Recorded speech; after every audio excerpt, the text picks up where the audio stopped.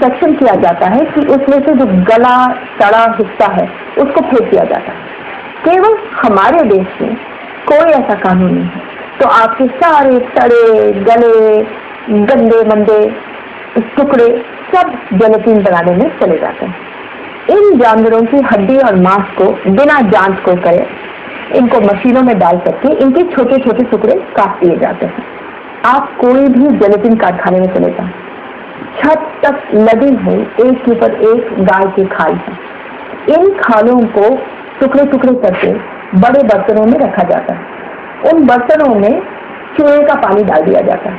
1 महीने के लिए छोड़ देते हैं जब तक सड़ गल न जाए। सड़ने गलने के बाद फिर इनको निकाल करके दूसरे बर्तनों में डाल करके इनके ऊपर तेजाब डाल दिया जाता है। ये तेजाब किस लिए डालते हैं? ताकि बाल, त्वचा, हड्डियां, कार्टिलेज, टिश्यू सब और सड़ गल करके बिल्कुल घुल जाए।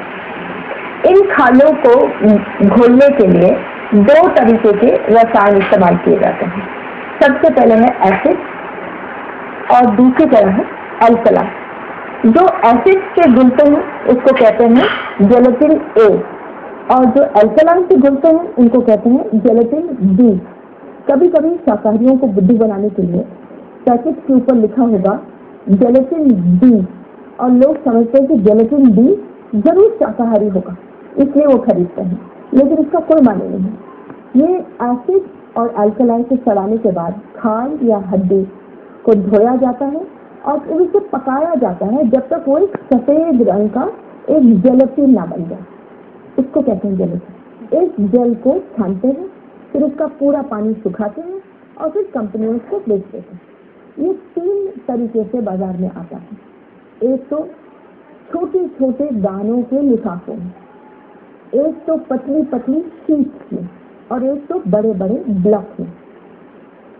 इसमें तरह तरह के रंग से स्वाद मिठास डाले जाते हैं और हर खाने में डाला जाता है। हर साल 3 लाख टन जेलेटिन बनता है। तो कितने गाय कितने सुअर इसी चीज के लिए मारे गए होंगे। ये 95% 95% खाने के लिए इस्तेमाल होता है। इसको इस्तेमाल करते हैं खाने में, दवाई बनाने में, कॉस्मेटिक्स में और फोटोग्राफी में। जो 5% बचता है वो जाता है कपड़े बनाने में, रेतमाल में, यानी कि जो सैंड पेपर आप इस्तेमाल करते हैं, माचिस में, अगरबत्ती में और प्रिंटर के रोलर में, यानी कि जो आपकी पूजा की